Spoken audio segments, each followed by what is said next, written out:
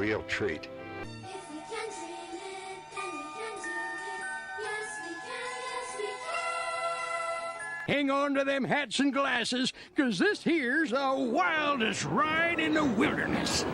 Hey Disney fans, come join the fun. Corey and Lawrence, the magic's begun. From the parks to the stories we adore, let's dive into the magic. There's so much more. It's the DIZPod, where dreams come true. With Corey and Lawrence, we'll explore with you. We entertain and teach every step of the way. With stories and facts, we brighten your day. From Disney history to tips and tricks, we've got the magic mix that always clicks. It's the DIZPod, where dreams come true. With Corey and Lawrence, we'll explore with you. Feel the magic, the joy and the cheer. Together we'll make memories year after year. The DIZPod, let's all sing along. With Corey and Lawrence, the magic's never gone. Bringing joy to your day in every way. In the DIZPod, where the magic's here to stay.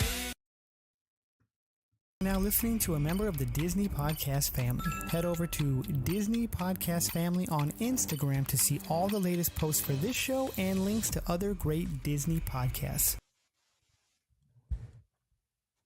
Hello and welcome everyone to season 3, episode blah, blah, blah. Yeah, that's it. Did you get it, Lawrence? Episode blah, blah, blah. Yeah. I don't know. It's too far in now. I mean, it's got to be episode 4. Season 3, episode 4, if I'm looking at the calendar. It's my guess. Yes. I'm going to go with that. All right, that sounds great. Only because I can't pull up great. I can't pull up the calendar right now. So yes. Oh, all right now. So wearing a brand new Results shirt. Roosevelt's, I guess. It looks like Results when you look at it. My Roosevelt shirt. It's Steamboat Willie. Where is it? Right here. Steamboat Very Willie. nice. Right. Nice big Mickeys on there. So loving that. Went into the wardrobe, and there's many of them that still have tags on them. So cut the tags off this freshly and threw this one on. And looks like you got a little bit of Haunted Mansion over there. Tough to tell if that's a Catherine special or not. I don't think it is. It is. I think. I don't know. I don't think it is, because I think there's a mug for that one and some other merchandise that exactly matches that. She'll tell me in a minute. She'll pop in chat and be like, See, that's mine. right. See, she's so good that you can't even tell if you bought that at Disney or not. That's how good she is.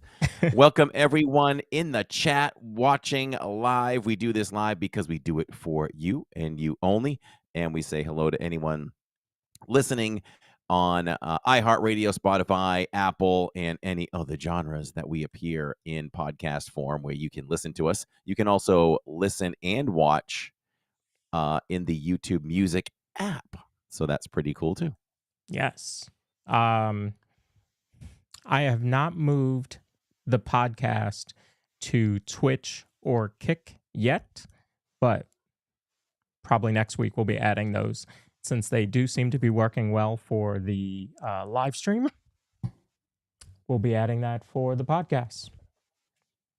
It's almost like we get bored, Lawrence, right? We try new things, and if it doesn't work, we flush that aside, and then we just do something else. And then when something kind of sticks, we just keep going. And then when that works, we push that aside. 4K, whatever. All right, what else can we do now? then we do something else. So right now we are live. We're I don't say this just to say we're doing this, no one else is. It's just true. We're doing so much that no one else is doing in the parks. I mean, nobody's even doing 2 platforms at once. Well, we did see Myers and the Mouse. Kelly's been trying a little bit of another platform, TikTok, right? Was he doing TikTok and YouTube? I think. Or was it Instagram? He did one or the other. And I want to say Jen Caruso might have done Facebook and YouTube at the same time today. Interesting. Well, Hey, good for them. So nobody's doing it like we're doing it. I mean, last night we were in the parks, Magic Kingdom. We were live on what's our main one here? YouTube, Yes. YouTube, vertical, Instagram, TikTok, Twitch, Kick. Did I miss any? Twitch, Kick, TikTok, Instagram, Facebook, and YouTube. And I missed Facebook. So we're doing it all. So it seems to be working, and we'll continue to work with that. So it's been amazing so far. Good stuff. And Yeah, it's been fun. so Yeah, good. I mean, I can't see it. I need to check us out. So can you go back on like Kick and watch the replays? He doesn't know. I don't know. I know that I It's can. Okay, because I'm gonna have to just download the app while we're live and take a peek at it and just see Yeah. what it looks like. I know that I can. I don't know that you can. I can't find myself on TikTok when I'm streaming it. So like I had to go to Catherine's phone last night and go, "Hey, can you check if we're on? Because I can't see us. Because it's just the way that platform is set up." So Sure. Captain Mickey Mouse just said, could you dual stream it, Twitch and YouTube? Oh, we're doing more than that. We're doing YouTube, Twitch, Instagram, Facebook, and Kick and Yeah. TikTok. I just haven't Anybody can watch connected. us on TikTok as long as they didn't delete the app. Jill deleted the app when TikTok left, and now she can't get it back. But I heard there's a hack to get it back. There is. I saw that recently. I did not delete mine, so because I just knew. Yeah, I didn't either. I knew it was coming back. I See, knew it was coming back. You had the inside sources. Hey, Captain Mickey Mouse says the introduction to tonight's show was amazing. Well, thank you. We're hoping everyone is enjoying that new DIZPod theme song. I think that one might stick for a while. Yeah, it was North fun. Shore Adventure Club, welcome. Yeah, so here we are. The weather is getting better here in Florida. So hit the parks last night with some shorts on and a Spirit jersey, though. It was crisp out there. The weekend that I'm there, it's going to be in the 80s. Catherine just told me, so I'm very excited. That works for me. Bliss, absolute bliss. T-shirt at 10 o'clock at night. Yes, That's it. with no problem. I miss those days. Yeah. It seems like they're a long time ago.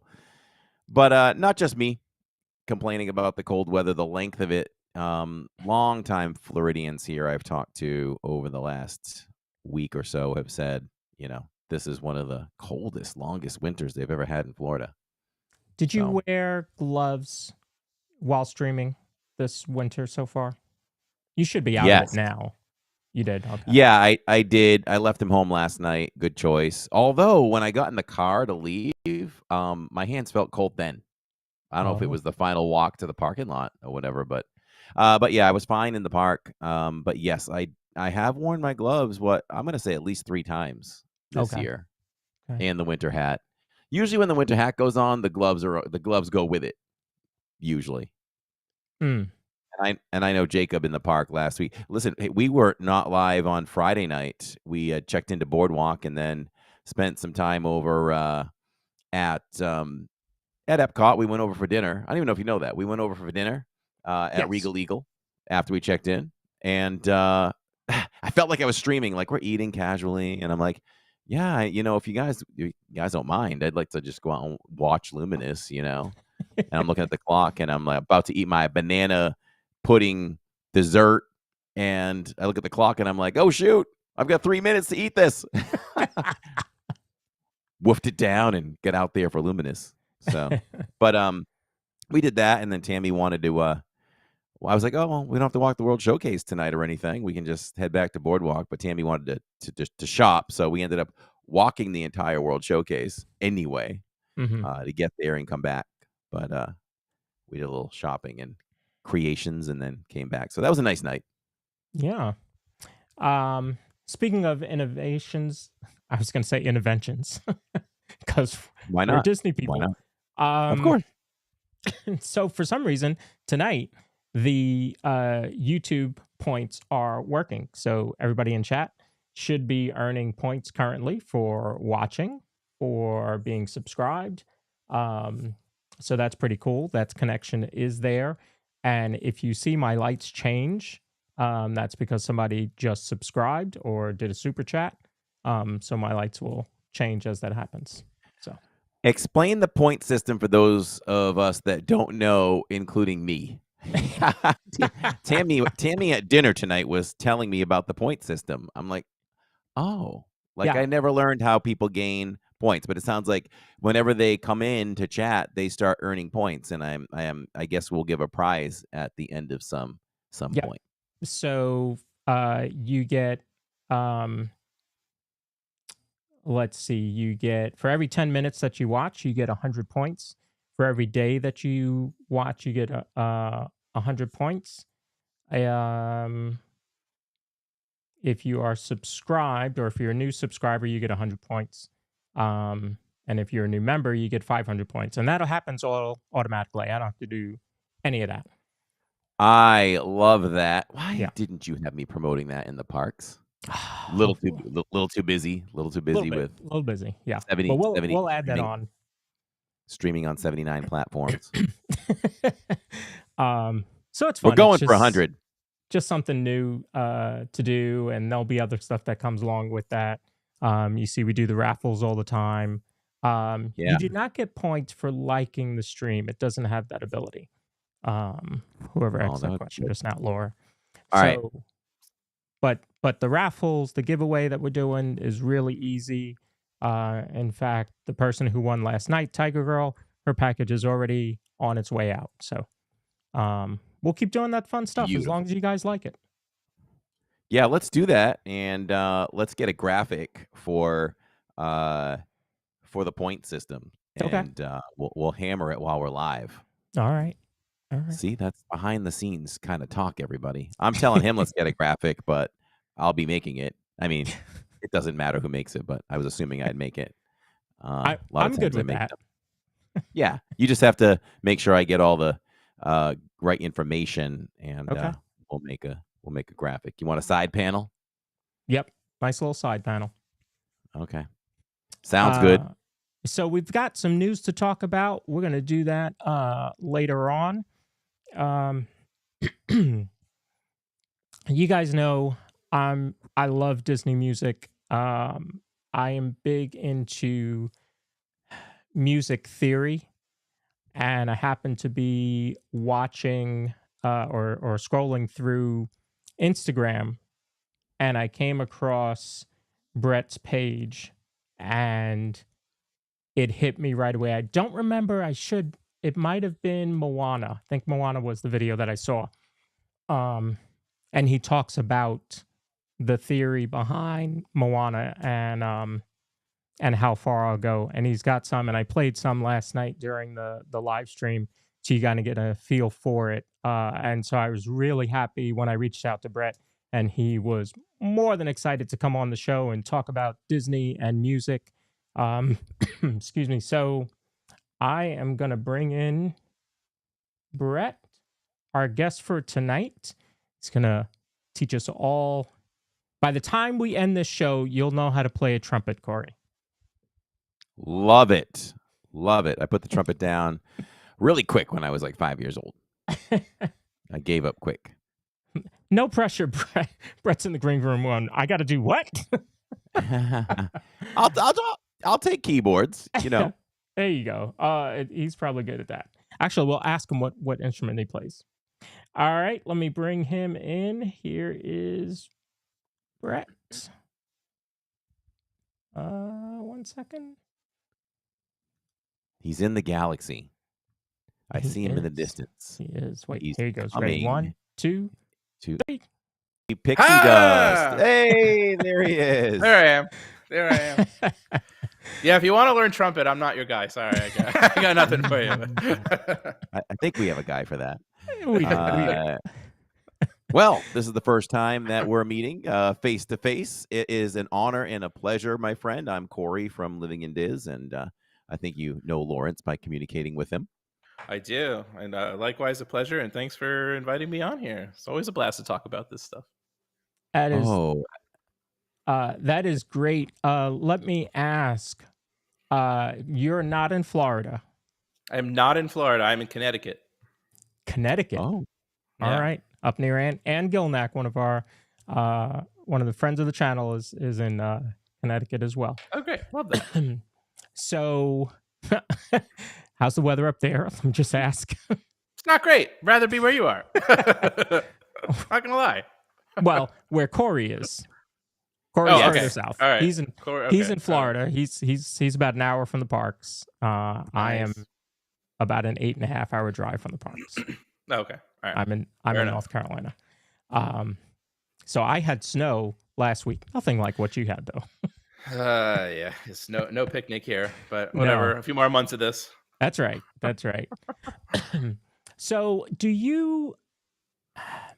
Because I was going to introduce you, and then I'm like, I don't know whether he refers to himself as a teacher or music writer. What would you say? I would say songwriter, educator, and dad. There you go. nice. So, how did you get into wanting to do songwriting and teaching music? I was a big musical theater performer since I was probably 12 or 13. And, that led to me being a fan of like all things Broadway. Obviously, I grew up with Disney and the sounds of Alan Menken and Howard Ashman, which sort of informed my entire childhood as, they informed a whole bunch of our generation's childhood. And I started writing music even before I got into that. Actually, believe it or not, when I was a kid, I was surrounded by country music because we lived on a horse farm, and country music and musical theater are both really like heavily based in storytelling. So it's not really such a surprise that one sort of translated to the other. Mhm. And I started writing musical theater stuff in high school and ended up majoring in music composition, my undergrad, and went on to become part of the BMI Layman Angle Musical Theater Workshop in New York. After that. Wow. Yeah. So how long did you do music theater? Oh God! Well, I mean, I still am. So I've been in that world since I was 12. So it's been a Wow. long time. 26 years, 27 years. I'm 39 now. Yeah. Do Yeah. you have a favorite performance? Well, my favorite musical is Ragtime. Yeah, and then usually at some point during these conversations, it's usually asked what my favorite Disney movie is in terms of the music aspect of it, and so I always have my Hunchback of Notre Dame ready to go. So that's my favorite Disney. That's my favorite Disney movie. And I'll go ahead and admit I've seen that once, It's so good. only once, but I do need to watch it again. Yeah, because it's in, it's one of those movies that I feel like it has a lot of prominence in the nighttime shows. It's in Happily Ever After Yeah. a lot. Corey always zooms in when he's shooting that. Did it last night. Zooms in on him, pulling the bells there, and I'm like, it's so prominent, and yet it's one of those movies that kind of feels like doesn't really get the props that it should. It does. I mean, look, it was also, not really a kids movie. I mean, when you look at it, but the score, the reason I love it is because I think it's like the peak Alan Menken score. I mean, he views it as his magnum opus. I think it's Alan Menken's best musical work, and I also think it's Stephen Schwartz's best lyric writing. So I think both of them together were just a match made in heaven on that score. I didn't know Stephen Schwartz was involved in that. See, now I want to Yeah. go back and really go through that soundtrack. Yeah, it's Um, really, really good. Yeah. Out There is an amazing song. And like Lawrence said, it took me a long time, well into my adulthood before I watched Hunchback. And, I wore out the song Out There after I really noticed it in Happily Ever After. It's just an amazing song. Yes. Yeah, it is my favorite I Want song, I think, in the Disney world. Yeah. Speaking of Disney World, one of your recent Instagram reels said that you were going to Orlando for the first time in 10 years. Now, as much content as you put out that's Disney based, I would have thought you were there all the time. I know it had been a really long time. I'd been since I was a kid, and my buddy Rob, who works with me sometimes on the series and is good. He also a great lyricist in his own right. Used to work up until last year. Worked for Disney as a cast member for a long time, and so he was the catalyst behind that. He's like, you have to come to Disney World. So we went, and it was great. And we also went to Disneyland out in LA soon after that. So I hit up both of those. Now I got to go to all the other ones. Oh, love it. Love it. Absolutely. But I cried like So- a baby at that fireworks show, man. I'll tell you, it was like just magical. Oh my God. Well, you understand it a lot better than we do, apparently. So, maybe we'll do the same after tonight. Did Well, you? So when you went to Florida, were you able to see all the shows? Did you see Fantasmic? Yes, we did. We spent 3 days. We did all the parks in 3 days. It was a long 3 days, but it was worth it. It was great. That's good. And Luminous. Which one? Wait, which one At is Epcot. Luminous? Oh, I don't know if we got that one. We might have missed that one. That one. But I'll go back. Yeah. That Yeah. one is called Luminous, the Symphony of Us. So a music lover would absolutely, there's so much in the lyrics that it's amazing. All right, I gotta go back. Yeah, it's Lawrence's favorite. I can feel the disappointment. Like, I think he wanted you to put that down tonight. Sorry. I'm like, all right, Brett, when are you going? Because we have to go watch it together. Yeah. That's right. So going back to Fantasmic, I just feel like there's so many great pieces there too. But if I really had to pick one, I just love the medley between the princesses, Beauty and the Beast, Little Mermaid, and then right into Snow White. It's gorgeous stuff. I mean, it's really gorgeous writing. I wish I can't remember because I only saw it the one time and I've listened to it maybe twice, but I can't remember the exact interplay of how those work together. But I certainly remember listening to that and just being like just transported. For sure. There's one piece in there that I love. So the melody behind of Beauty and the Beast plays throughout the whole thing, and then it as it gets to the end of the 3, which is Snow White, you're waiting for her to sing, or I guess them, to sing Beauty and the Beast, but they don't. And then it fades into the Evil Queen. Excuse me, the Evil Queen. And so it's that other, which you and a lot of your videos talk about, the resolution. And it's like there's no resolution there because now you're fading into the Queen. Love that. Yeah. If you watch it again, you'll see it. I'll send you a version. There's an 8K version that you can watch. I'll show you. Our buddy Ooh. Cliff Yeah, I think does they one.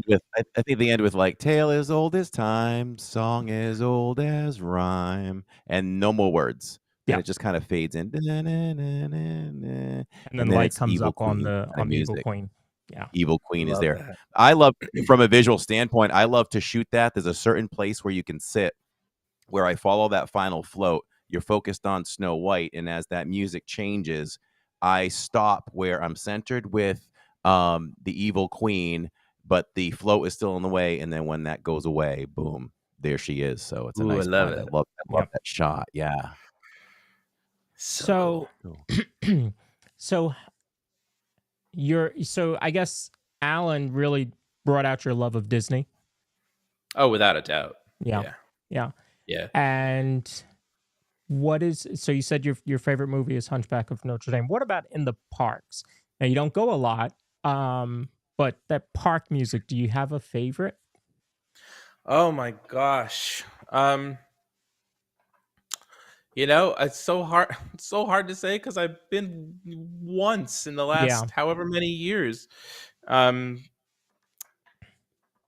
I mean, look, it's hard. It's hard to say. I couldn't even speak to you intellectually about it because it's been. I don't remember enough. So I mean, I'm a fan of Disney parks. Maybe Lawrence was getting to this. Disney parks, like entrance music, just the ambiance music. So, right, it's easy to categorize Hollywood studios. I mean, you're looking at big band, right? Out Sure. there, old Hollywood. Absolutely love that. And then I would say Epcot is just more epic, right? I Mm. mean, you show up, and I love to start live streams from there because the music just Yeah. energizes you. Yeah. Um, what else, Lawrence? Oh, maybe your favorite thing would be on Main Street at the end of the night when things are maybe a little quieter, but you've got like I'm gonna call it ragtime music. I Yeah, think yeah, it's for of that sure. style. It absolutely So is.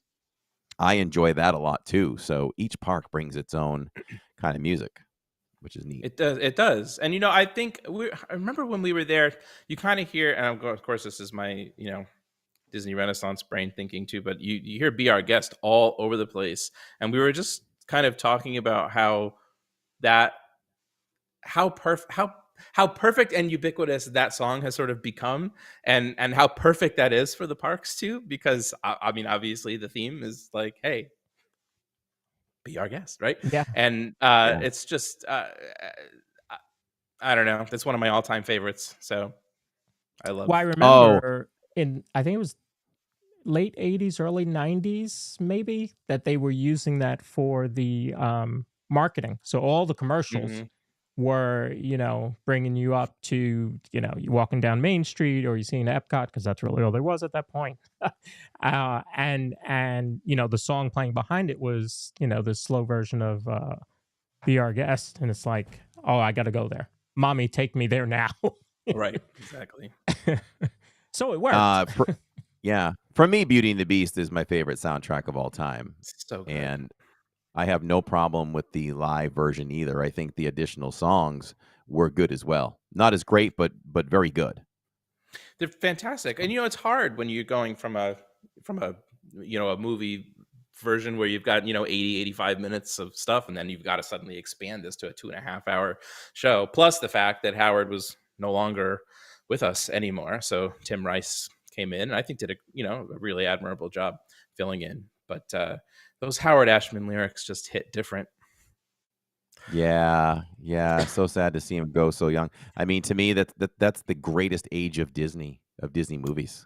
Without a doubt. And I've talked about this before, but it's this whole idea of bringing the musical theater tradition into the Disney storytelling machine. And that's really what gave everything a second life, was Howard's musical theater sensibilities that were brought in, and that talk he gave, at Disney Animation right before they got to work on Little Mermaid, and it changed everything.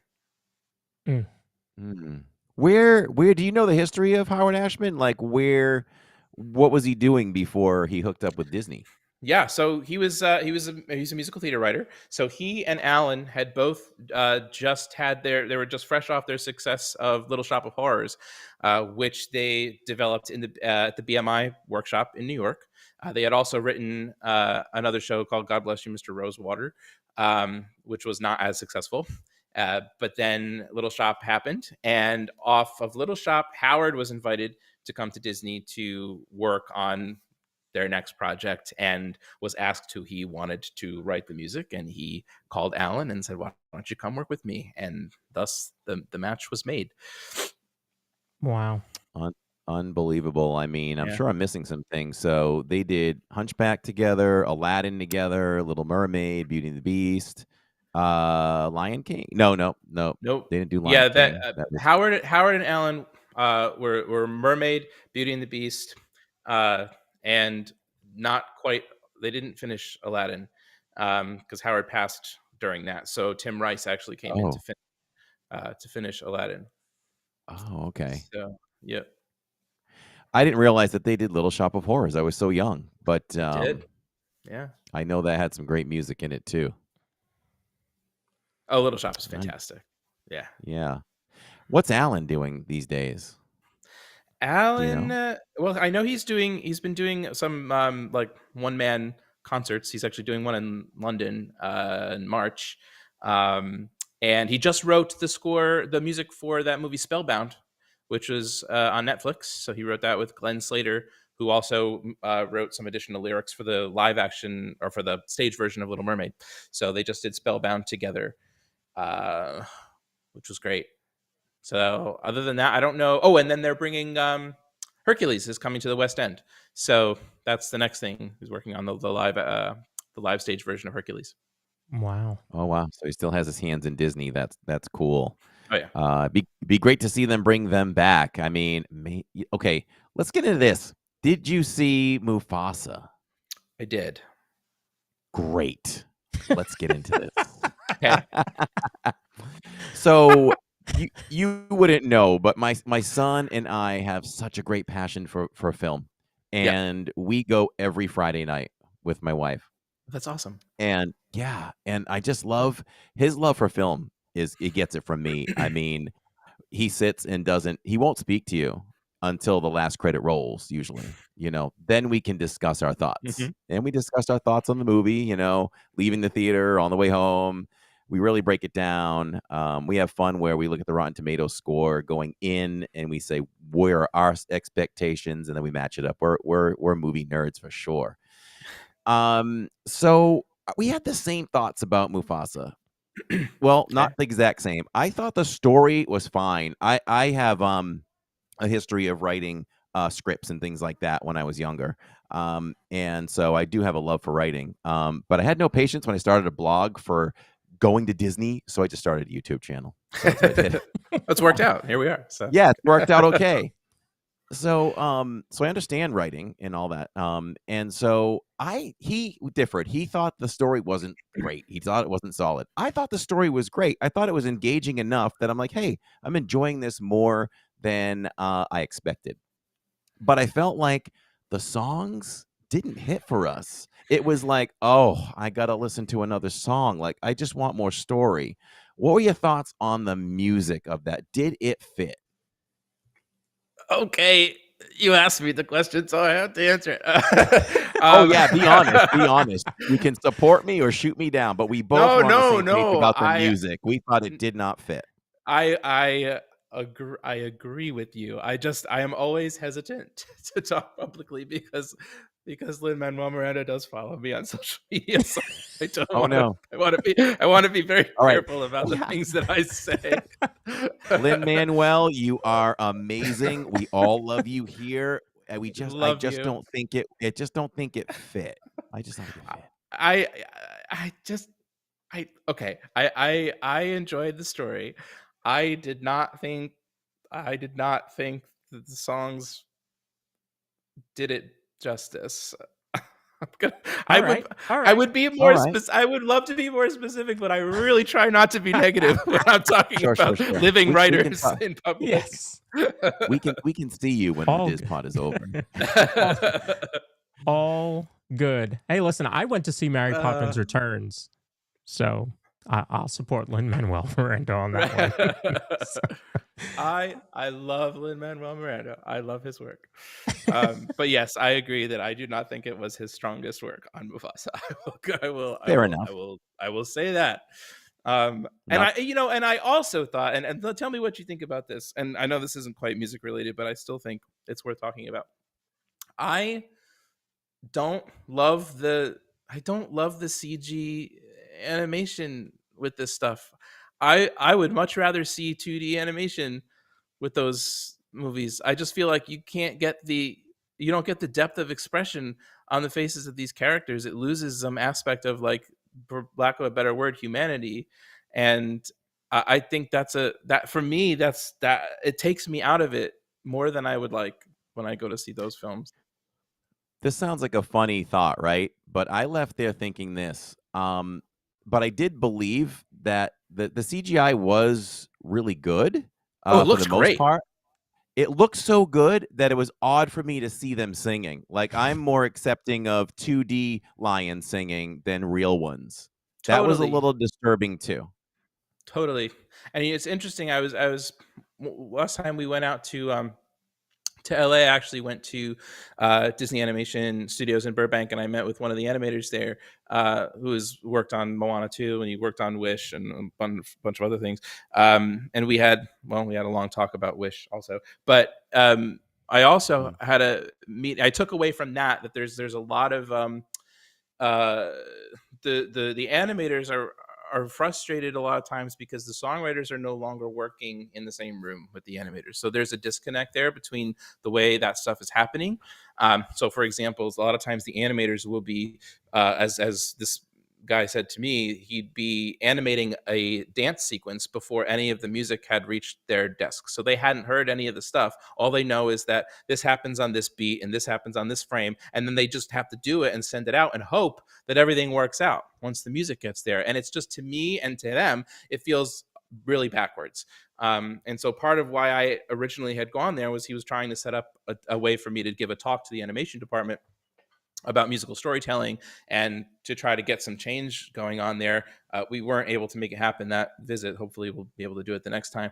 But I also met with Mark Dindal, who was the director and writer in Emperor's New Groove and Chicken Little, and just did the Garfield movie. And we were talking about 2D animation versus CGI and his frustrations with the CG animation. He's like, if I want 9 chickens in a scene, my animators would tell me, great, you can have that in 9 months.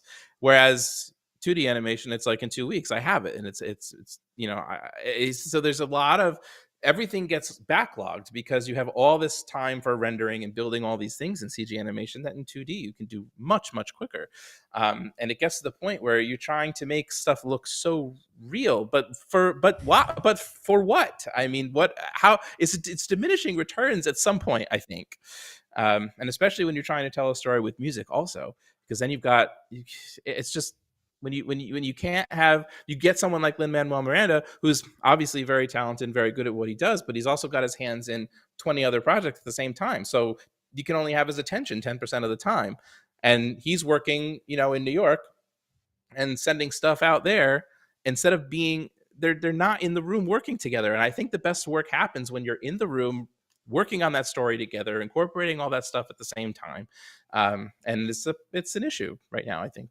I talked a lot. Sorry. No, we love it. You can keep going. I was that was the most engaging portion so far tonight. I thought that when they did this stuff, that if you were recording the voice and you were singing it, there was a camera on you. We could watch your expressions. We could match it to the CGI. That just seems like the easiest way to do things. Of course, it probably comes down to money in some way, like money and time, right? Like, why are you making the artist work so hard? And it makes me wonder why some of these movies have suffered. They haven't all suffered at the box office, but they do suffer in quality of story and all that, and feeling and everything. Wish, yes. I don't even want to see Wish still. Lawrence knows that, Yeah, Moana 2 was just, No. We want to love these movies. Yeah, that, and Moana, the second Moana film was, it was originally supposed to be a TV series, so it was a different plan for that thing from the get-go. That was another thing that we talked about when I met with this guy down at Disney. Is it was like the last minute where they decided we're gonna do this as a feature, and all of a sudden, the Vancouver office had to start working with the Burbank office. Everybody was working 80 hours a week to try to get this thing ready, and things suffer when that happens. Yep. You know what's sad too, though? Like, it suffered in quality, but I haven't checked in a few weeks, but I think that was well over $500 million that it made. Probably. So Probably justifies right. Disney's pocketbook for sure. I guess so. Yeah. I thought part of the new animation was that it was cheaper, but it's costing more and taking more time. So why aren't we going back to just for the realism? I don't know. I wish I knew. I wish I had a better handle on that. I don't know. I think we discovered a new toy and we started to play with it, and we're just continue to play with it. It's almost like we loved movies on VHS, and now, the best quality is, some type of hyper Blu-ray. And who wants to go back to that? But I've been asking Disney a long time on my live streams when we get into these kinds of talks. Like, I think they should take a chance and let's get back to hand-drawn animation. Just throw one out there with a good story. If it has a good story, it might catch. And no one can match Disney animation when it's hand-drawn. I don't think so. I think when I was younger, you could always tell if something was DreamWorks or something else compared to Disney. Like they just can't. I always said they just can't do it like Disney. We need a hand-drawn film again. I and I'm putting my name in the hat to write the score for the next one. So there we go. Hand-drawn animation. I'll write the score. Let's do it. Disney, hire me. Yes, that sounds great. Hand-drawn. And I also wonder too. I wonder if you could save time and money, where if you just make one drawing or just a couple of a character, you could probably scan that into the computer and just use it as your 2D and make it look like it's all hand drawn. That's just a guess. Who knows? I'm sure the technology exists. Not my wheelhouse, but I'm sure. Mm-hmm. So, yeah, Jay asked the question. He said, "Have you seen Mufasa yet? If so, did you like the music in it?" Jay must have looked away for a minute. Jay, scale back about 5 minutes. Yes, that's my son. Yes. Didn't love it. Okay. There's your answer. There was another question here from Michelle. She wants to know, what's your favorite music? I guess your favorite style or type of music. Well, I mean, I'm a Broadway guy through and through, so anything musical theater is my jam. And let's face it, Disney songwriting is musical theater songwriting. So that's my stuff. I like sweeping, thick stuff. That's really my jam. So that's probably why Hunchback is my favorite score. Go for it. Grandma Grover has a question as well. So she says, Brett, are you near a keyboard? And can you show us the theory of Go the Distance? Oh boy. I am at my keyboard, but it's not really hooked up to the feed. Sound. Yeah. Feed. But I can just briefly sort of talk through it. The thing that I love about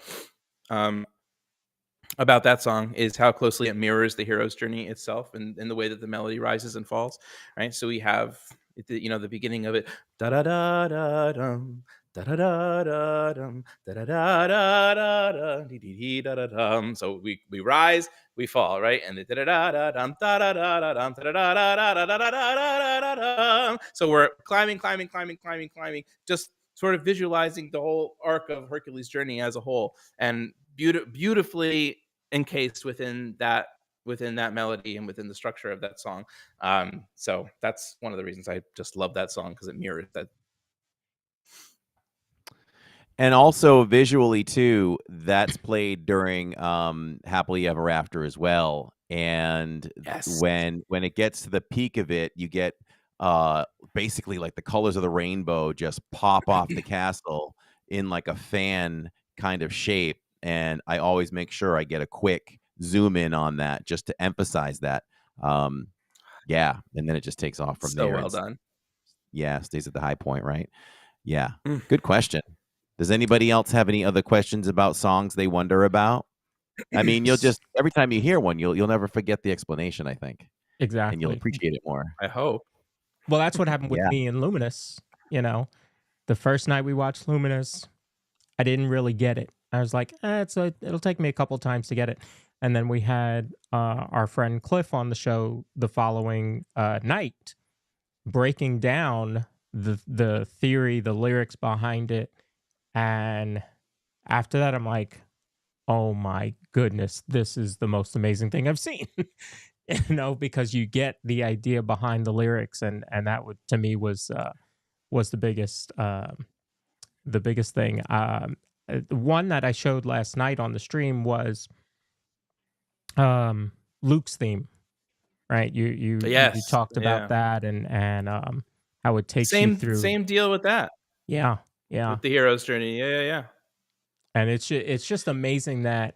So let me ask you this: as a writer, do you get the script, and from that you're able to pull where you need to go with how do you get that vision to say, this is what I need to do with this song?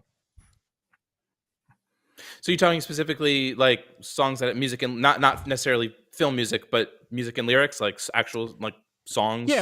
or even the score, like for Star Wars. You know, where does Yeah, that theory come from? they work differently in a lot of ways. So if you're talking about, I'll talk about both of them. So you talking about songs, music, and lyrics, right? So uh, you have generally a writer who is in charge of, or the team of writers who are in charge of shaping the story, and then as the songwriter, typically some input as to where the songs, they call it song spotting, so you have some input as to where the spots for the songs are. And there are some things that are just you know um norms. So like, for example, you have an opening number, right? That's very typical. You have an I want song or an I am song, which establishes your protagonist, your main character, and what the arc of their journey is going to be. You have to establish that at the get-go, right? And then you usually especially in a Disney movie, you've got a villain song happening somewhere, and then usually there's some kind of up-tempo comedic number at some point. So you've got at least four spots where you're going to have something. Mm. Um, so then, as the songwriter, it's if you're doing music and lyrics all yourself, or whether you're working with somebody, like an overall tone for the show, and that is kind of where your artistic self and your artistic expression and your gut kind of come into play. It's like, what sound world feels right for this character and for this this big world that we're living in.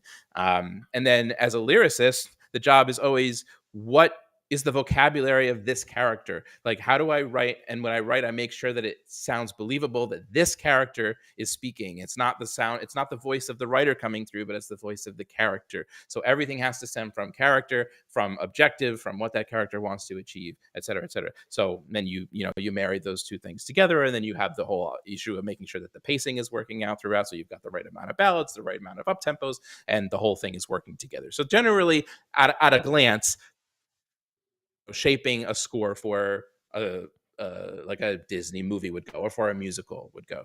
A film is oftentimes very, very different, because they'll use they'll shoot the whole movie generally first to temp tracks. So the director will choose music that they kind of feel like fits in the world of music, like a pre-existing music that fits in the world of the story that they're telling, and then the composer comes in and usually writes to film. They write to the shots that are already done. Mm. Usually, it's not always the case, but usually that's what happens. Every now and then, you get someone like a John Powell or a Howard Shore working for the Lord of the Rings films, where the composer is very, very involved from the get go, and sometimes the scenes are shot, crafted sort of simultaneously or along with each other. But so two different processes for the different mediums in a way. And it's funny. I know I read or heard the story about Frozen.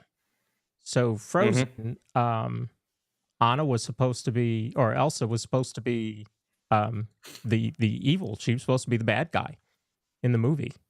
Right. And her song, they heard "Let It Go," and they rewrote the whole movie essentially Yep. because of the song. They were like, "No, there's a different story to tell here," and it changed the whole thing. It does, and that doesn't happen often, but it's a good thing they did that. It certainly worked. It certainly Um, worked out. and certainly, I would say that worked out. Um, yeah, and it's fun. The fun thing there too, and between this link between the first Frozen movie and the second Frozen movie, and it was unintentional, because obviously you didn't really know what the second one was going to be about when they were writing the first one. But there's this link between Let It Go and the Into the Unknown theme in the second film, where we have that da da da dum, which is the Dies Irae theme. Which, if you know anything about Mhm. music and film, Dies Irae is always usually uh, acting as a foreshadow of death or doom or something nature, because it's from the Mass for the Dead. Mhm. So that theme da da da dum is meant in the second film to foreshadow the fact that that voice is coming from uh, someone who The is other, no yeah. longer alive. And it also just coincidentally, but also kind of coolly happens that in Let It Go, there is a version of the Dies Irae used in that introduction for Let It Go too. So it's just sort of seamlessly ties, between the two films, which is really cool. And an accident, but a cool one. A Love happy that. accident. A happy accident. Yeah. Michelle asks, did you see Wicked? I did. I loved it. And I know you Absolutely did loved it. because I've seen your Instagram stories. There you go. Let's compare that now though. I've heard, for years I just never got there. I really, really did want to go with my wife to see Wicked on Broadway, or we lived in Massachusetts at the time. It was playing in Boston for a long run. We were younger. We were in our 20s. We probably just couldn't really afford much of that, but just never got to it. So my first exposure to Wicked was the film. When I first saw the trailer, I just looked at my son and I'm like, this is going to be the biggest hit of the year. This is going to be incredible. And it was. I think it was the greatest movie of the year. So let me think. Where was I going with that? How about talk about Wicked for a little bit? So my first question was, what do you like better? Did you like if you had to compare, pick one. What was better, the movie or the Broadway show?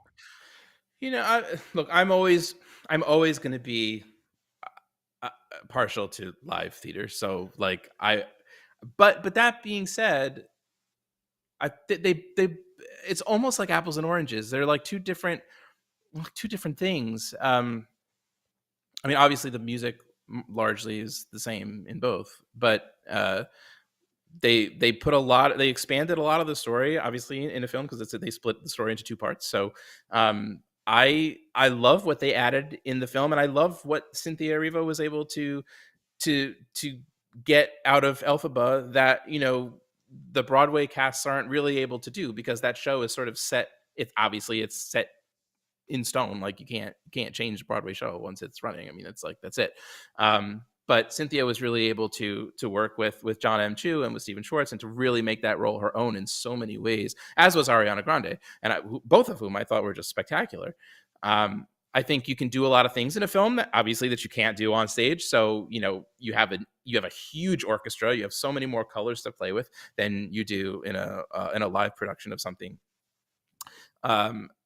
And you've got so many visual things that you can do in a film that you can't do on stage. So, there are certain things in the film that were just so amazing to look at. And you can get, and this the cool thing about film too, which is one of the reasons why sometimes I think musicals don't translate as well to film in the way that they're shot, is live musicals are meant to be seen from far away. Right. So you're not zooming in on characters' faces and seeing every little ounce of emotion that's going on in the eyes. That's why you have to play everything so big on a stage, because you're playing to people who are sitting far away. Whereas in film, you can get really, really up close and have these really intimate, quiet, amazing moments that you just can't have on stage in the same way. And so I think that was really incredible about the film too. And even some of the musical moments, you can get really small with them in a way where you can't do that in a live production. So I don't know. I hesitate to say one is better than the other. I think they're just really different ways of exploring the same material, each magical in its own right. Do you think the Wicked soundtrack had a lot of pieces that I feel like it was unique? I don't know if this happens in a lot of musicals, where you start out with maybe the first few minutes of a song, you've got your melody and all that, and it's all going along, and then it takes a total shift with a different character to something different, and then it will bring you back to what you first heard in the beginning. There's several songs on that soundtrack that do that, and and they're long. They're like 8, 9, 10 plus minutes, I think. The opening number just takes all kinds of shifts. So is that typical, or is this something that's a little more on the unique side? No, that's pretty typical, especially for an opening number, because the opening number has a lot of heavy lifting to do, right? You got to introduce all your main characters, you've got to set the tone for the story, you've got to give the audience permission to laugh if it's a comedy, you've got to set a dramatic tone if the thing is going to be more dramatic in nature. So you've got a lot of heavy lifting to do in an opening number. The opening number for Ragtime is similar in a lot of ways. It's like a 10-minute opening number. And you're introducing a lot of the main musical themes from the show, so you're hearing those as well. So yeah, that's fairly typical. Usually you've got one long number opening the thing, you've got one longer number sort of almost halfway through, which would be like the Emerald City motif, that whole montage that they do when they get to the Emerald City. That's fairly typical. Uh, and again, in a film, you can do that a little bit differently, and it can be a little bit more nuanced than it can be on stage, because you can see all sorts of different things in a film that you can't cut away, when you're looking at something live on stage. But yes, that is pretty typical. Talk about defying gravity. It's one of the most incredible songs I've ever heard in that genre. I feel like, as a movie lover, gives me the chills to say this, I feel like that was one of the most incredible endings to a movie of all time. Like, the ending is just so emotional. It's hard for me to think about other movies that are as emotional as that.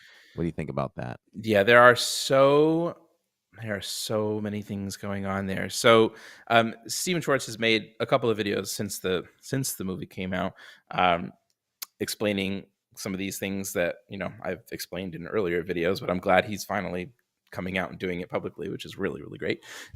When we get that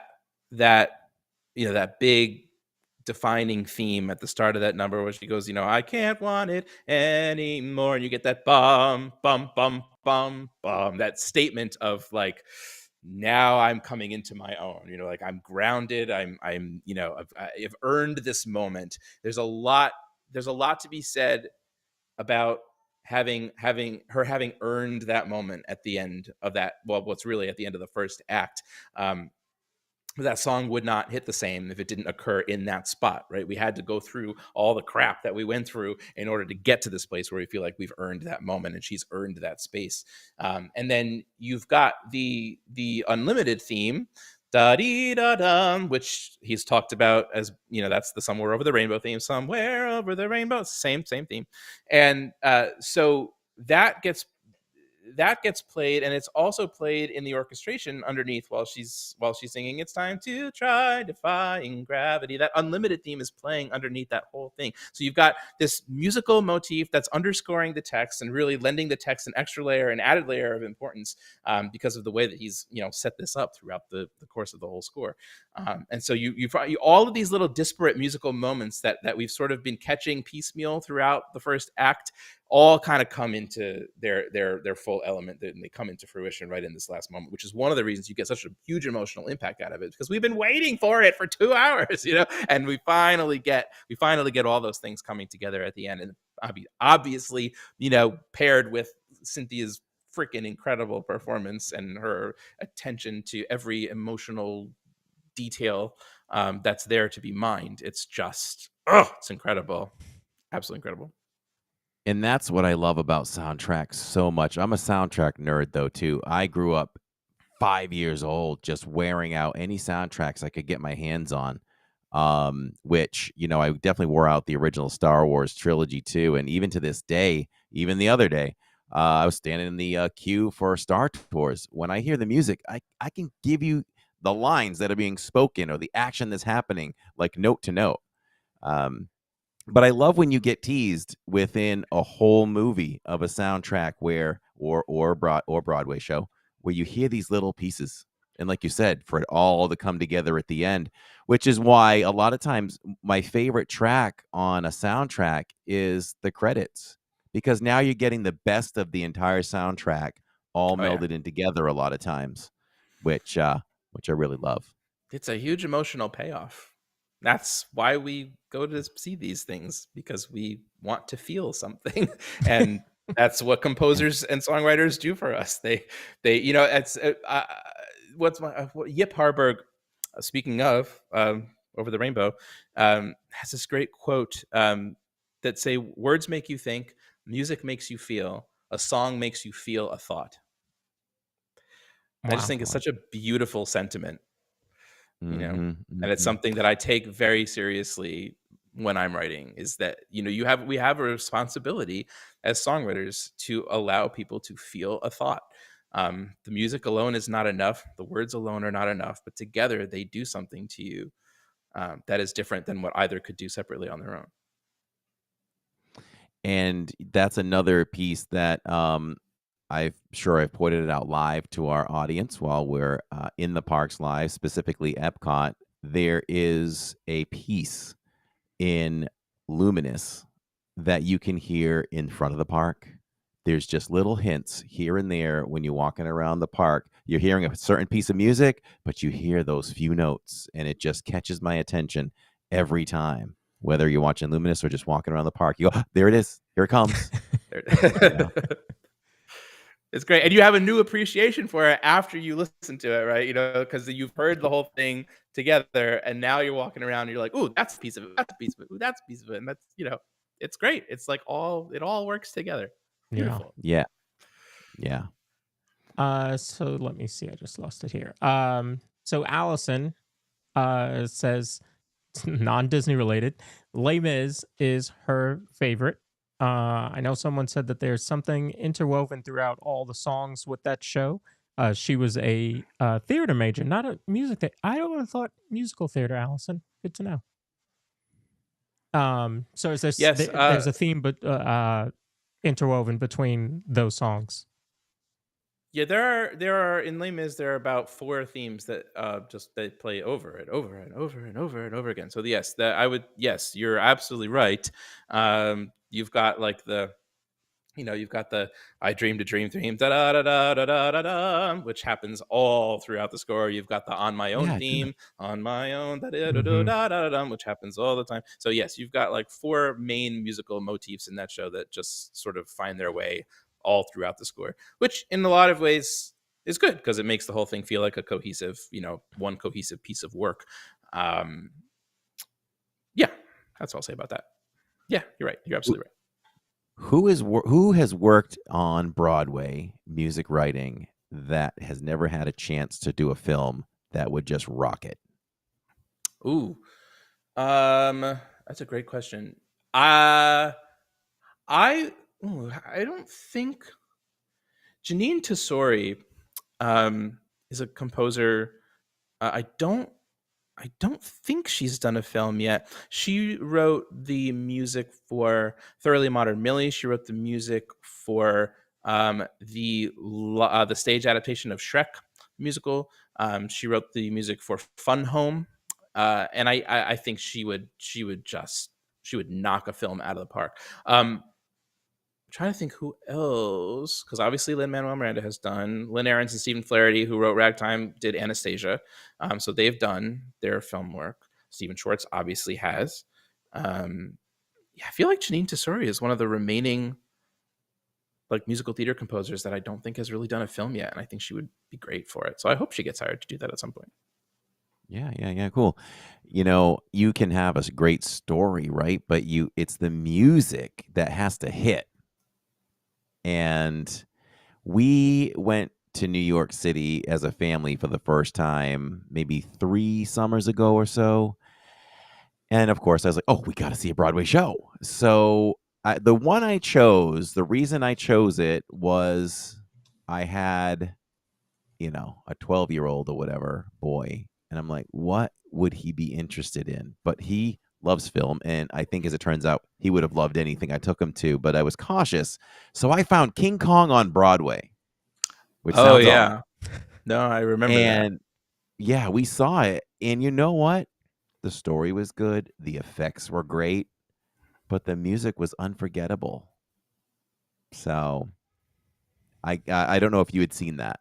I didn't see it. I mean, I saw the like the promo clips from it, but I never saw it, and I never actually heard never actually heard any of the songs, I don't think, apart from whatever they played on the commercials.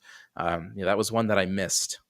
Yeah, I might have to Not look so that sad up on like Apple Music or whatever and see if that even exists. They only had one run though. They did not get renewed for a second. And I don't think the theater was full when we were there. So it's No, all in the music. If the music would have been great, I'm sure they would have kept on going. a lot of times that's where the magic is. That's a lot of times. I think another. Well, you would know because you write stories and you're paying attention to that. Right. But a lot of Yeah. times the book writer has an impossible task because they get blamed when something doesn't work, and when it does work, they kind of get overlooked, and everything is chalked up to the score. When I think a lot of times the story structure is so super important to the success of a show like that. And sometimes some stories are just not meant to be musicals, and that's okay. We're sharing a brain because those were the next words coming out of my mouth. Because that was the thing. I failed to mention this because Steve and Tony are asking, got in late. Did anyone ask Brett about the music of Mufasa? So I have ranted about this thing for several weeks. So all of our faithful community knows all about it. So so Steve, just go back earlier in the podcast and you're gonna love the response. And That's Steve, the if other you thing can't that I find felt. it, Steve, if you can't find that spot, just ask Jay. He'll be able to tell you because he's looking for it too. Yeah, he's looking for it too. That's the other thing I wanted to add, and I've added it before in my critique of Mufasa, was not every Disney movie has to have music, or it doesn't have to be a musical. And Mufasa didn't have to be a musical.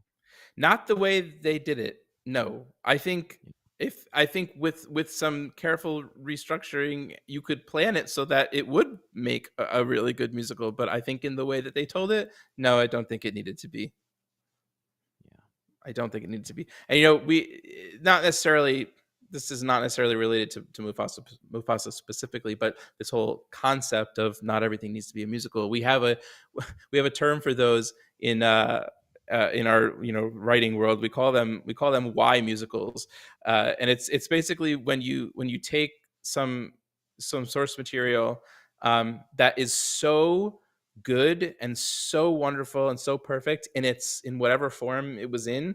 It's like, why a musical? Like, why are we taking this thing that exists so perfectly in this form and trying to shoehorn this other thing into it? Like, you should make other source material into a musical when you either have something new to say about it that that music can do that wasn't necessarily said in its original form, or when maybe it didn't work so well in its original form and it will work better as a musical.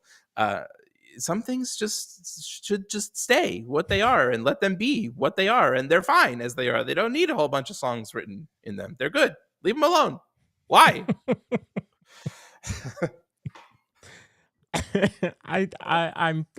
The one that comes to mind, and I didn't see it, so I'm not saying it was good or bad, but the one that comes to mind was Beetlejuice, because a lot of people are like, Oh why yeah, did they do Beetlejuice? yeah. But I don't know. I didn't see it. I didn't see it either. To be honest with you. So, um, as I looked on Instagram and TikTok, I want to say I counted just under 700,000 followers between the two for you. Yeah. About right. What inspired you to start that? Because that's very different from teaching and actually yeah. no, I don't know. I, I think it ties in great actually. It is. It is. It was my teaching tool. So I started my first TikTok video ever was uh like December 28th, 2020. It was like during the pandemic. It was right before the new year. And my since as a songwriter, it's really important that you have some kind of presence on social media these days. And I had notoriously been terrible at that, and I never knew what to post on social media. And I was teaching high school at the time, and my kids were like, Brett, Mr. Boles, you should do something on TikTok. It would be so great. I'm like, I don't even know what TikTok is. So I downloaded it, I looked at it, I was like, what the heck am I going to do here? So I thought about it, and my thought was, all right, look, if I'm going to have some kind of presence on this thing, I've got to be able to come up with some kind of content that I'm never going to run out of ideas for. Right? It's got to be something I can always create more things. It's got to be something that people can only get from me, really, and nowhere else. And to me, I wanted to combine my performance with my songwriting knowledge and with my education background. So it was sort of the perfect fit to be like, all right, why don't I teach people about why they love the musical theater songs that they love, because nobody's really doing that. Nobody's breaking down why these songs work so well from a songwriter's perspective. And so that was the impetus behind the choice to do it. And I thought maybe if I could educate a few hundred people, that would be great. And then I'd have a few hundred people that were there. If I ever released something or had a show going on, there would be a few hundred people that would want to listen and hear it. And I had no idea. I never would have thought in a million years that it would have taken off the way that it did. I didn't know that so many people would care about this stuff. And they did, which was really cool. Continues to be really cool. I think what happens is, look, everybody on here, right? They're all here because they're Disney lovers. And when people start to understand why, there were a few people last night as I produced Corey's live stream when he's live in the park. So I'm watching everything going on. And so I can see everybody going, oh, here come the tears when Happily Ever After gets, towards the very end. And even when you see when you see Steamboat Willie come out, in Fantasmic, why does that happen? And so I think that's what's probably happening with your content is like, I need more of this. I need to know. Now he's broke down this song. Wait, what if he does this movie? What if he tells us why, what is it about Under the Sea that just pulls at me? What is it about, what's the other one you did? When You Wish Upon a Star. When you start telling, now it's like every song, now I want to know more. So I'm sure that's what's happening, because I can tell you I will be watching for sure. Oh yeah, I can assure you that as I keep going on and on and on after Lawrence introduced me to you, I haven't had time to go back. But once I start clicking, I'm just going to keep going, because I want to know them all now. It's cool. It's cool. And the thing, lyrics are easy for people to understand. Is people, well, at least English lyrics, people who speak English, we're familiar with words. We know how to read. So like lyrics don't seem quite as mysterious, but music, there's something like that seems intangible or magical about music, because so many people don't speak that language and they don't really know how to manipulate that language. But when it comes down to it, there are certain things that you do in music that make melody and harmony work on our emotions the way that they do. And it's not like a magic trick where you, like, when you learn how it's done, it spoils the rest of it for you. It makes it cooler when you understand how it's working. It's like, it's just mind blowing how people are able to use that to influence the kinds of things that we feel. There are, especially in Western tonal music, as we are used to over on this half of the world, there are these, in a major scale, right? You've got 7 notes in a major scale, and there are a couple of those notes that we call unstable pitches that either pull down, that have the sense of yearning where they want to pull down to another note, or pull up, like that.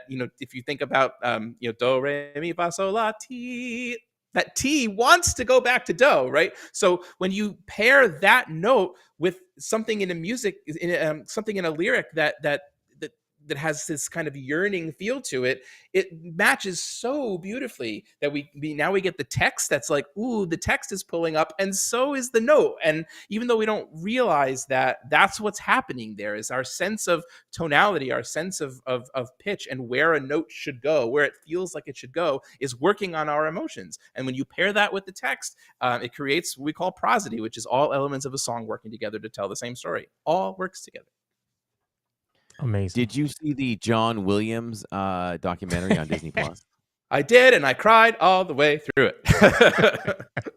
That man is a genius. My God. Genius isn't even the good enough word for him. I came really close to meeting him once. A client of mine was a good friend of his. It just didn't work out. But when I lived in Boston, you think he was still conducting there.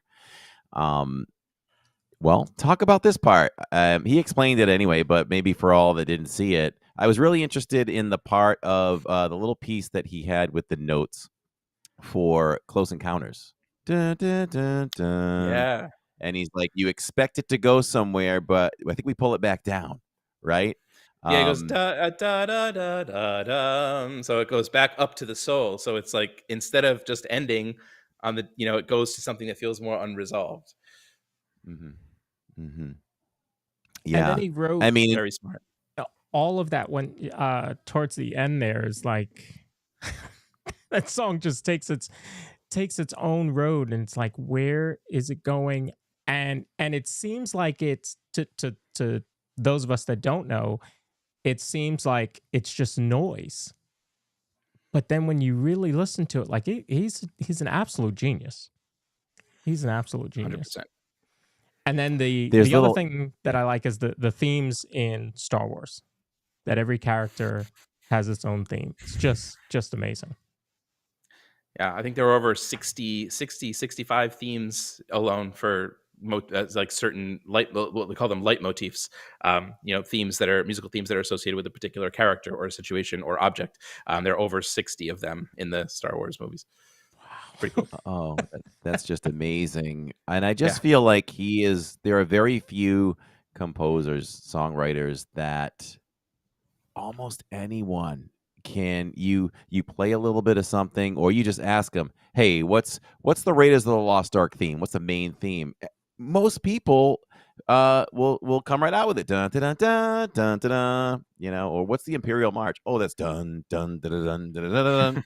Like he has things that are so specific that, Yeah. but I don't know. You go to a lot of other movies and people can't recall specific things like that, and he's done that in so many movies. Yeah, people I sort of I bemoan the loss of the leitmotif in movies now. It's not used as much, and I can't really for the life of me really figure out why. It never really stopped being useful or successful or impactful, so I'm not quite sure why we've stopped using them. But yeah, I think it makes movies. It's one of the things that makes movies so emotionally impactful and entertaining is the leitmotifs that are associated. You like, I know this theme, it goes with this character. I know this theme, it goes with this object. It's like we sort of subconsciously connect a character with a musical theme. Like, why wouldn't you do that? I don't really understand that, but here we are. So Did you ever catch the thing where? Oh wait. Oh, Go sorry. ahead, Gord. You ever catch the thing where all Star Wars fans know Carrie Fisher or Princess Leia's theme? Very very sad and somber. Yep. Na, na, na, na, na, na, na, na. Do you hear that in Raiders of the Lost Ark after Yes. Marion's been kidnapped and Indy thinks she's dead? I think that Yes. was a pretty cool thing. I'd like to hear the story behind that from him, for sure. Yeah, I wish I just, I hadn't connected that until I think it was during that documentary and I was listening to Marion's theme and I was like, wait a minute, that's like the beginning of that is awfully familiar. Yeah, it's really cool. I don't know how intentional that was in terms of connecting those two characters, but I mean, it's certainly just like, it's a beautiful John Williams horn theme and it's very much his style. And who knows, maybe it was just sort of a happy accident that they happened to be connected. But I don't know. I would love to know. What is it about John Williams' style that makes me say, "Oh, that's John. That's John." You can tell. I tell my son all the time, "Oh, you can tell that that's John Williams right there." And I'm spanning across like his career. Like there's certain things that he seems to use, just styles here and there that pop up within pieces that I go, "Oh, that's John. That's nobody else but John Williams." Yeah. Well, I mean, it's hard to pinpoint any one thing, but there's something, there's the sense of melody that he has that I just don't think almost any other composer has managed to match. This sense of sweeping melodic juiciness. I don't know how else to describe it. It's just so good. And his use of the French horn, I think, is better than almost any other composer, any other film composer I've ever heard. Those French horn themes. And yeah, I think there's something in the way that he uses melody that's just, it's so him. It's like Hans Zimmer is easy to pinpoint sometimes too, because he's got some things that he does, with like he has those rhythmic string grooves going on, and the junk junk, he's got all those string things going on, and like ostinatos in the bass, and not all of it, but I think it's it's one hallmark of Hans Zimmer scores. But yeah, every composer usually has their little things where you're like, that's that guy, or that's that woman. I know who that is. Yeah. But Yeah, And that's one of those things too. That's why with the use of the horns now and then, when the horns pop up, I'm like, oh, that's John Williams. That's his thing. Gorgeous horn writing. Absolutely gorgeous horn writing. Yeah, like the Epcot theme that plays throughout the park that Corey was talking about, and in Luminous, and it played in the previous show, Harmonious, is from Pinar, and she did phenomenal with that. In fact, as Corey jumped on to start the show, I was listening to that in the background. Awesome. I was too. I was too at dinner. I was playing Pinar's Epcot entry music tonight. Wait, are you guys related? What's going on here? We're Park Bros. We're Park Bros. We're Park Bros. Thank you. It's funny though, because both of us loved the music that Epcot had before that, which were really just a soundtrack. They were a bunch of different songs. Yeah. They were great. And I remember when they changed it to this theme, I'm like, hey, you took away my music of Epcot. And that lasted about 2 days, and I was like, oh my God, this is brilliant. And not only does it play ties throughout so the park, nicely into Luminous. yes. And not only does it play throughout the park, but in different sections of the park, it is played differently. There's different arrangements of that same song playing in World Celebration as opposed to the gardens and the main entrance area. So yeah, what she did is brilliant. Love that. So what are you working on now, and how do you balance being a composer, performer, teacher? Not easily, but so I probably have four musicals right now in various stages of development. So I have those things I'm working on. I have my my transformational songwriting program, so I teach that. That's my like online group, sort of like an online the equivalent of like a master's degree program in songwriting, or undergraduate degree in songwriting. That's my main gig, and that allows me to do all the other things that I really love to do. So I get to serve my students all around the world with that, and then I travel. So Rob was talking before, also a flight attendant for Delta, so I fly anywhere for free on Delta, which is great. So yeah, He just threw that life in doesn't there. suck. Life is awesome. So I get to travel, I get to write, I get to teach. It's awesome. Wow, Man. Of all the things, he just threw that in there. Oh yeah, I'm also a flight attendant for Delta. Yeah. Oh, by the way, I do that too.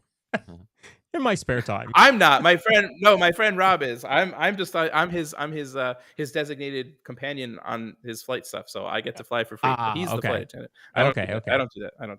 Got it. I was just like, when does that happen? No, that I don't do. No, I'm not a flight attendant. Okay, That's Rob. But I do benefit from it. There you go. So you have 4 musicals that you're working on? Yeah, 4, I think. Yeah. Wow. And what are those for? Like where will those end up? Well, one of them we hope Broadway. We have just in the past few months landed a director with Broadway credits, which is great. So we're looking like that might go somewhere. I'm also working on musical I've been working on for a few years with a guy named Michael Lohman, who is a writer for the Bob Newhart Show and director on Sesame Street for a while. I'm writing another one that I can't really talk about with another television host.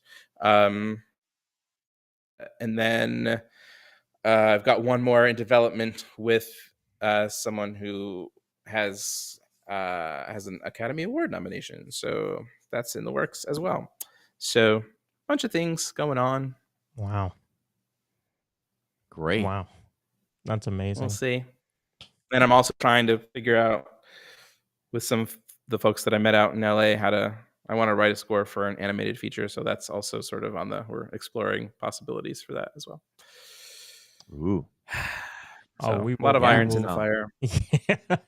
yeah, we That will sounds definitely great. have to have you back on when in the future to talk about some more of those and Yeah. some of the other stuff that we haven't even touched on. But I just love the idea of why does music make us feel the way it does, and you explain it brilliantly. So I appreciate that. Thank you. Thank you. Oh, this is what I do. It's my pleasure. I live for this stuff. Yeah, when you're out there, if they ever need any voiceover stuff, I'm a nerd. I love that stuff too. So I'm always willing Got a to good lend voice the for it. voice. Thank you. Great. Thank Love you. that. Yeah. Yeah, that's my next thing too. I got my hands in a ton of things, and that's the one thing I keep putting off. I do want to try to make that another career. So it's a matter of putting the time aside for that because I'm so darn busy. Maybe that's my retirement thing. Who knows? Yeah. I did audiobooks for a while, but Oh. I don't have time to do that anymore. So Yeah, those are Had- long. had- Those are really long. yeah, I did a I had to couple let that one auditions go. for those, and I'm like, do I really want to even get, a job doing that? I don't think I could dedicate the time for it. Yeah, They're I made the long. mistake of doing a nonfiction project once for Penguin Random House, and I was stuck in a teeny little booth in New York City for 8 hours narrating nonfiction. It was the most boring thing I've ever done in my life. So, nope, No. never again. Done. Wow. Well, Brett, I really appreciate you coming on and teaching us all what you did tonight. It's amazing, and definitely want to invite you to come back on the show anytime that you have anything that you want to talk about, or Amazing. that would be great. And Fun. hopefully you get to Disney World again soon. Let us know. Oh yeah, You'll be able to meet Corey at least in person, and that's right. hopefully Yes, I'm next there. time I go, I will absolutely let you know that I'm going, so we can hook up. That'd be great. Yeah, definitely. I'm always there. Yep. Amazing. Yep. Thank All you guys. right. It's been great. Thank you, Brett. I Our appreciate it. pleasure. Amazing. so We'll talk much. to you soon. Take You're care. welcome. Sounds Thank you. good. You too. All Bye. right. That was Yeah. awesome. I'm sure. Yeah. I love music and music theory. There's just something about it. I don't know. Just I love how somebody takes an idea. Well, it's same thing as art. You take an idea and there's a canvas there, white canvas, and all of a sudden you end up with this beautiful painting. Same thing with music. It's just white sheet of paper, and somebody's got to write all those notes. Of course, they don't do it that way now, but if you watch that John Williams documentary, that's how he did it. Every one of the notes for Star Wars was handwritten on a piece of paper. So, Can you imagine the thousands and thousands of notes? You play one or two notes, you have to stop, take the pencil, and Mhm. Be like, write it nope, that I way. don't like that. And yeah, just amazing. And I bet technology's changed now where you can probably do that electronically. But I bet somebody like John Williams would be like, "Nah, give me my pencil, give me my paper, Mhm. and I'm Mhm. going to individually write each note." You Yep. know. Yeah, I'm pretty sure he would. Yes. All right, should we hit the news real quick? Let's hit the news. All right. Why don't we say who the? Okay, hang on.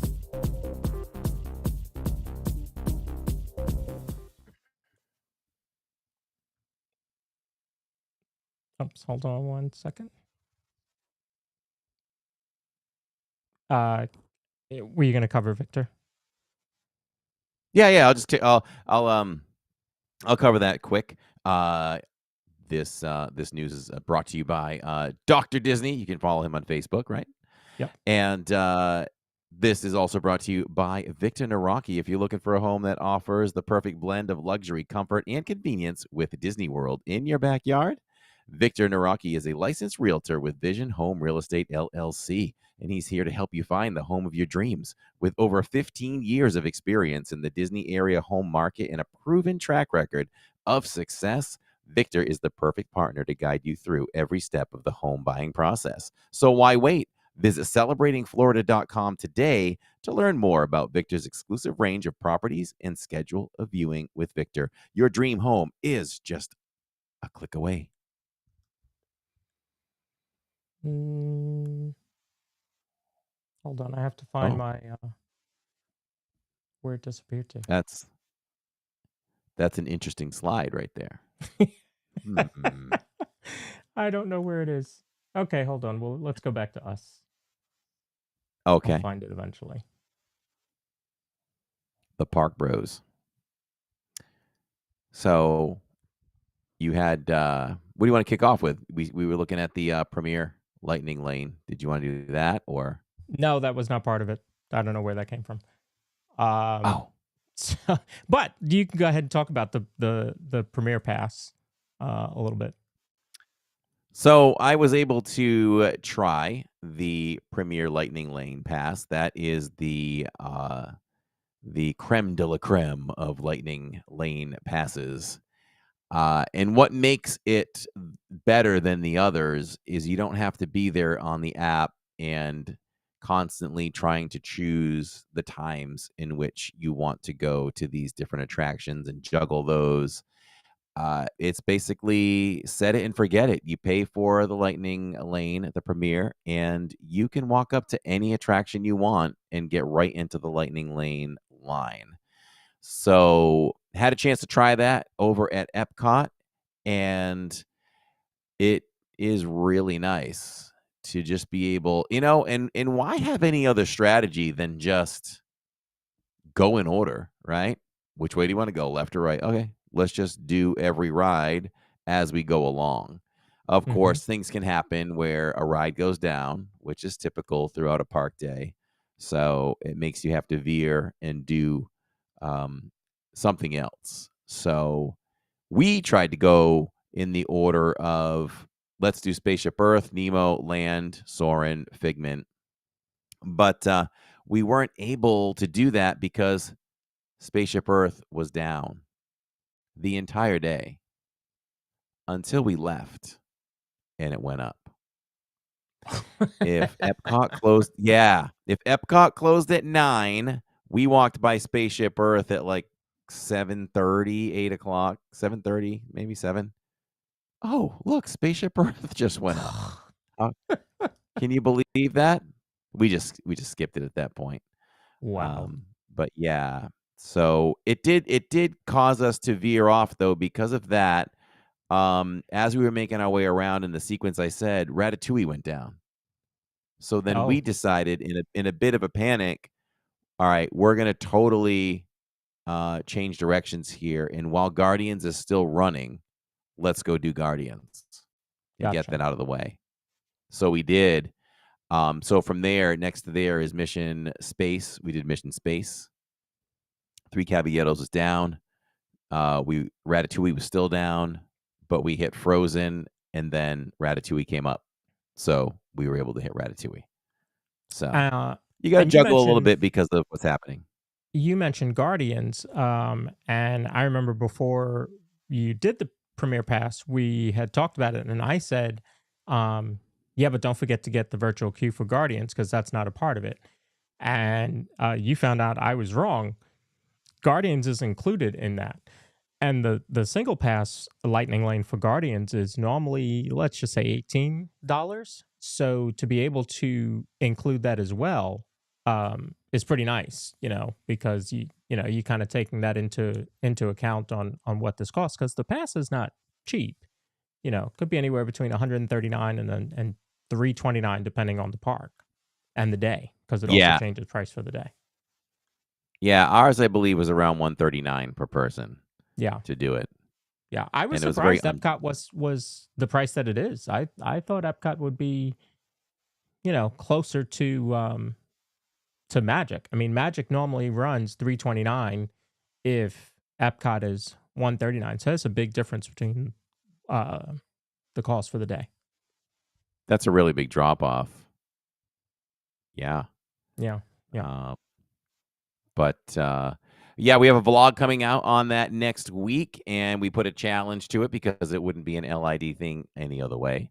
We So you'll have to watch the vlog next week because we are actually, I say next week. It might be the week after because we have the Island Tower one coming out.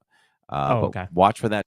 Watch for that to premiere because we put a challenge to it, and the challenge is: can we do every available ride in Epcot in under 3 hours? Three Always hours have or to have a under. challenge on LID.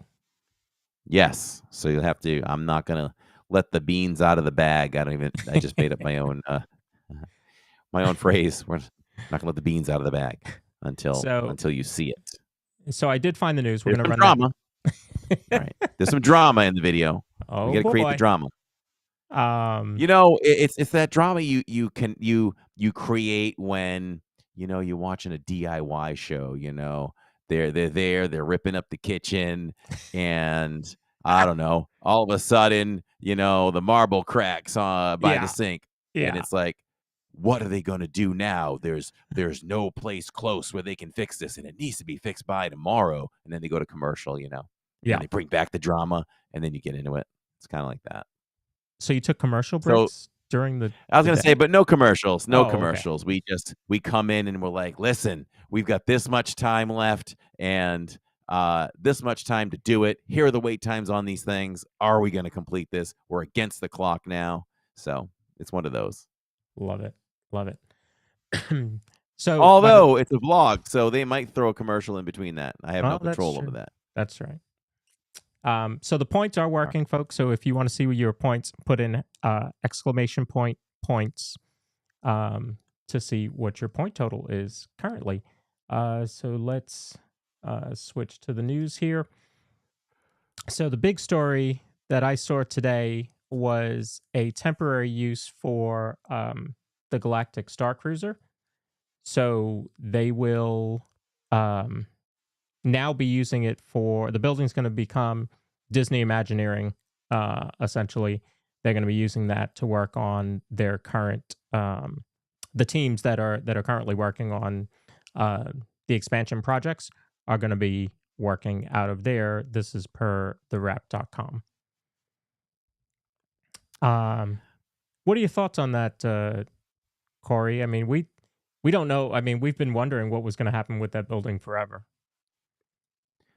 We were. I mean, initially, I was hoping that they would just turn it into more of, I was saying probably DVC, like a DVC resort where you could still enjoy some Star Wars themed things, but it certainly wouldn't be quite like it was. But that faded away after a bit when they decided to really shut it down. So I just hope that they would come up with something like that, and they didn't. And then when this news dropped, I was like, oh wow, we're really just giving up on that building right now, and we're just going to use it as an office. Although So I will say, I think using the building actually does help it more so than it just sitting there empty. I think putting it to use actually keeps all the systems running so that if this is truly a temporary use for it and that turns into, DVC or some sort of specialty resort, then you have a better shot at it. I mean, look at the building that houses Voyage of the Little Mermaid. How long did that take? Because it sat empty, yeah, with the mold problem and all that. So good Yeah. point.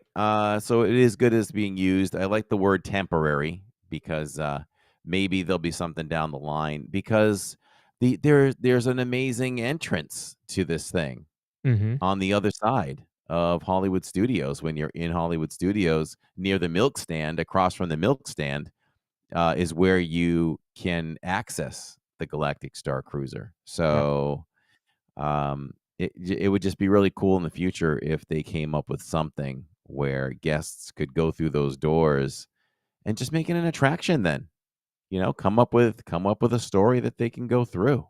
Yeah. Okay, here you go. Why don't we just there's the beginning of your queue line. You stand outside right there, and when you go through the doors, it leads to a little bit more of a queue, and then boom, you've got yourself a third Star Wars attraction for Hollywood Studios for Yeah. How about Yep. that? Hopefully they'll do something. But 2.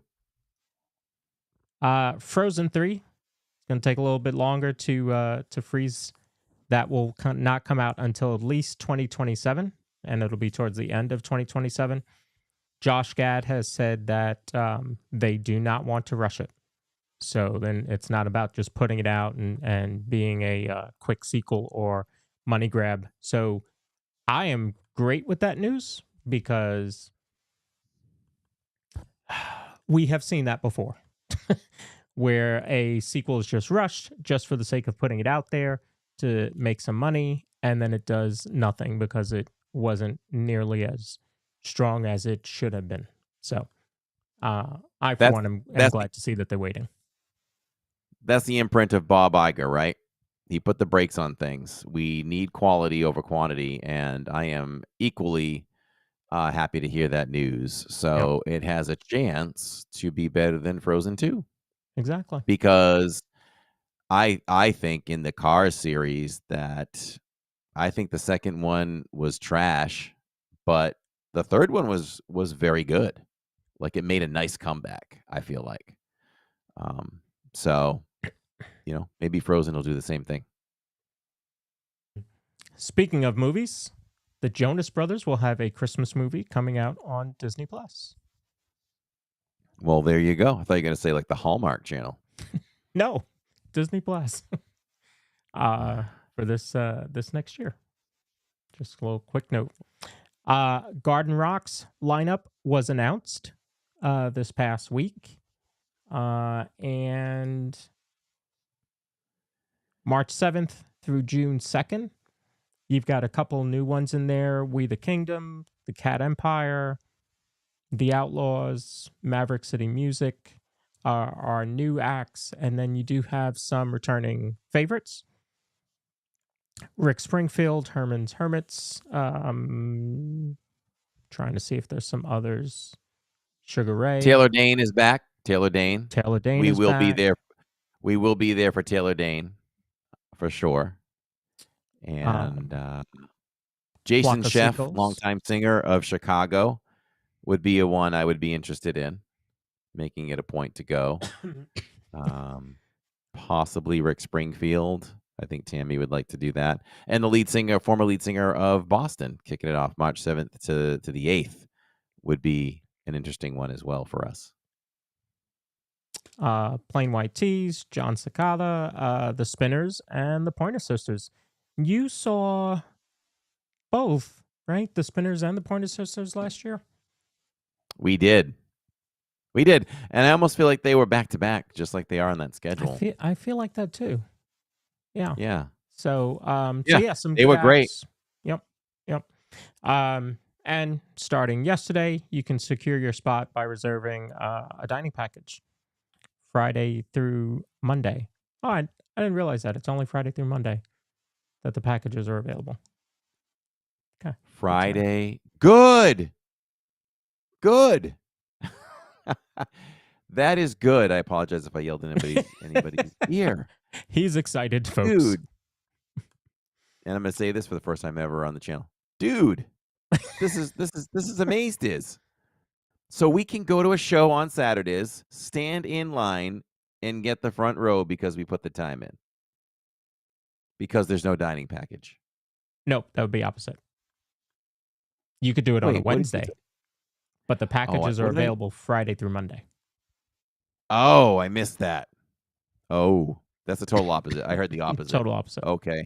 I take all that excitement back. Take that back. I'm going to edit all this out. Don't worry. I know it's live. We'll edit it out. That's fine. It's like I got excited for a touchdown. You threw a flag, and we're going back 15 yards instead. Exactly. Dumbo Playground is going to be closing in February 24th through springtime.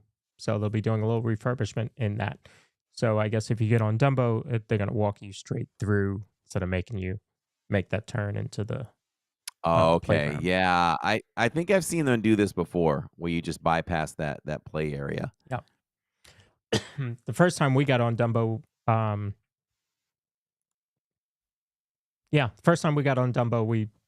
they had us bypass it. So It must have been closed during that time.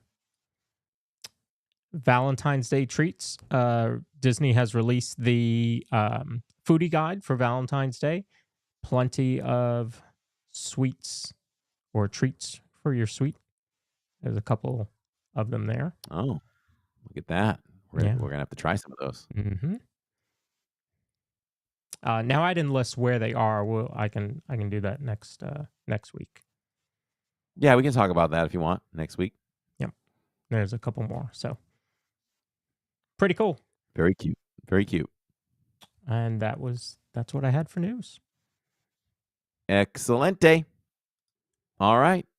Well, hope you all enjoyed our guest tonight. Brett Boles, just another amazing guest in a long line of guests in the past and guests to come, Lawrence.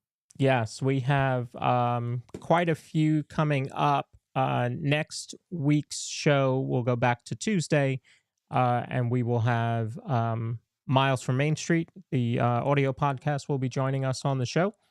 Then Friday, right? We'll have Jason O'Brien on. Is that Friday? No, Thursday. Thursday. We'll have Jason O'Brien on.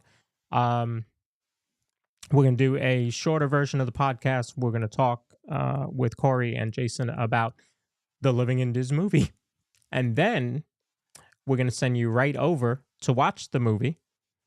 World premiere right here on Living in Diz.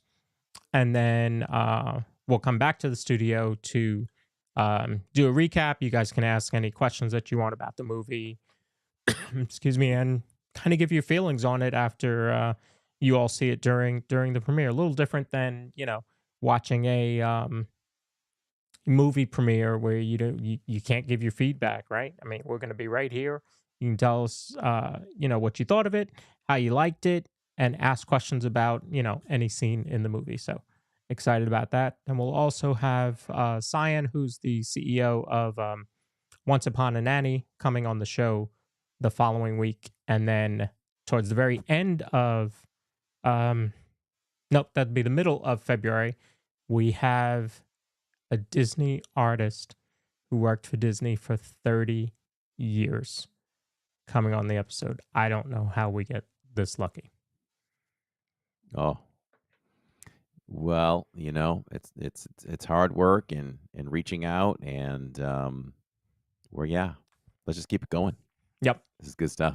Yeah. So here I was thinking February was going to be kind of a slow month for us, and we've got guests every week. So, yeah.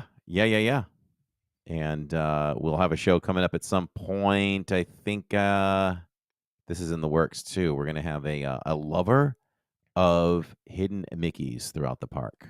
Who wants to come on and talk about that as well. Yeah, I think that's in March. And then Corey and I are going to do some episodes where we, do our challenges that we've done on the show. Doing Disney in the rain, and can you do staying on Main Street? We're going to do a bunch more of those coming up over the spring and summer. So we got a lot of stuff in the works. Sounds fun, my friend. So thank you all for joining us live. We do this live because we do it for you. See Angelina in chat there. She's been very active in chat and very excited. Glad to see you in. And Pamela V and Michelle Hollensteiner and Stephen Tony. That's all I see on screen. So I didn't miss anybody there. But we see all you chatting the entire time. We just do this a little bit differently than how interactive we are in the parks, as you're just watching. You're the live studio audience watching the whole production be recorded, and we have you all along with us, and we appreciate each and every one of you, just like we appreciate each and every one of you just listening on Spotify, iHeartRadio, Apple Music, and all those other good platforms.